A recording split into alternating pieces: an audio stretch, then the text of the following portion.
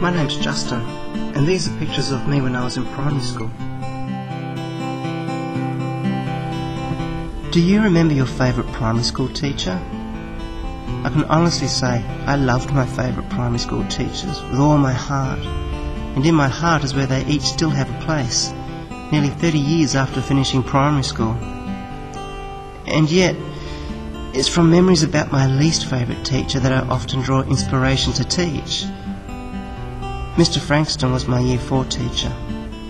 He frequently would slam his metre-long ruler down upon the desks of unsuspecting children. I recall a spelling test one day when he'd done this twice before we'd even reached the 5th word. It was difficult to know why he was so angry, but we all knew it was wise to remain silent when he was.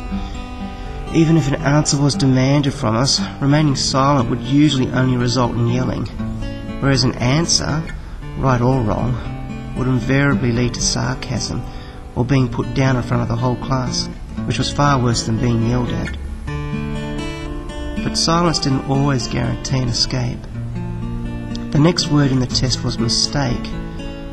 I remember the sneer that crept across Mr. Frankston's face as he called out the word, pondering how best to use it in a sentence. He was looking at Jamie. Jamie was small for his age and a little overweight. He always struggled at school, and there had been talk about keeping him down. Mistake, continued Mr. Frankston. Jamie is a mistake. The class erupted into laughter. I laughed too. Even Jamie laughed, nervously.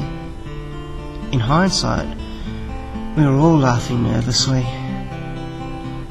I liked Jamie. We were both shy and small for our age. I recall another incident with Mr. Frankston the following year. I'd overcome my shyness enough to attempt inter-school athletic tryouts. Mr. Frankston and the phys ed teacher, Mr. Carlo, were surprised to see me lining up for the high jump behind a dozen or so other hopefuls. This was understandable, for I was that kid who was usually chosen last for sport. After 20 minutes, there were 2 students still competing.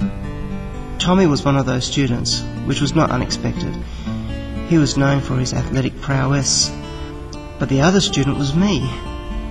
We both cleared 1.30 m, which coincidentally was my height at the time. I cleared the next jump as well, but Tommy missed. I was elated.